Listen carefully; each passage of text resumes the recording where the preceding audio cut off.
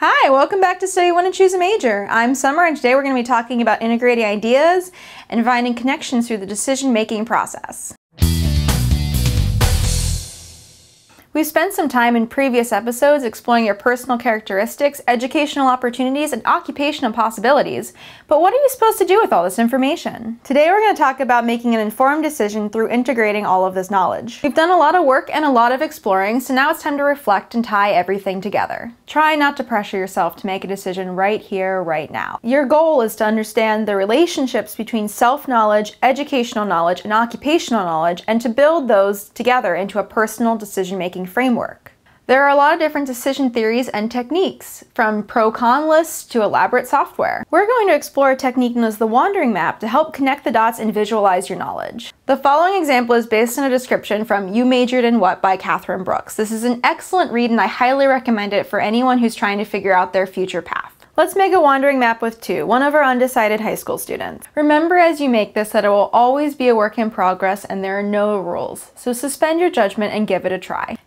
Get a big sheet of blank paper and something to write with. Multiple colors are helpful. Now start thinking about all the interesting and significant things that you've experienced, going back as far as you wish. Write these items down as you think of them, no rhyme, reason, or order required. 2 is writing down some subjects she likes, events that stand out, activities she enjoys, and work she's done. Now start writing down some keywords for your thoughts and ideas. If it has meaning for you, even if you don't think it's career-related, make sure you write it down. 2 is making notes based on her reflection and homework exercises from our knowledge episodes and some reactions to previous experiences. Just make sure you're putting everything in your head onto the map. Remember that you should not be trying to organize them now. That will come later. Now that you've finished writing, it's time to step back and find some connections. Start with the basics. Do some of these items fit into particular categories? List them out and visually connect the items that do. 2 has identified the categories of creativity, travel, geek culture, and school. Now look again, but focus on finding themes instead. Is there a pattern in jobs or activities? Is there a continuous thread over time? What do your experiences have in common with each other? Write down these themes and connect the items on your map. 2 discovered the themes of being independent, new experiences and new projects, creativity and creation, as well as logical process. Once you've completed your map, reflect on the ideas and themes you've identified. You may want to share your map with someone to help you identify other connections. You don't have to make a decision right now, and don't worry if you haven't yet figured out how these themes are going to be related to a potential career. This isn't a finalized project. You can keep coming back to make additions or changes as you have new experiences. Hopefully this exercise has helped you to tie the different things that we've done together with your life so that you can think about your future career path more holistically.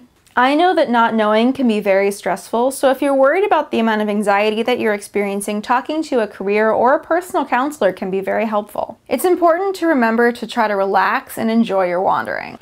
According to career decision theory, people have to go through a series of planning stages involving exploration before they can make and implement a choice. This is all just a part of your natural career decision process. Your homework for tonight is, of course, to make your own wandering map. Make sure that you're thinking critically and trying to uncover some items that might be less obvious.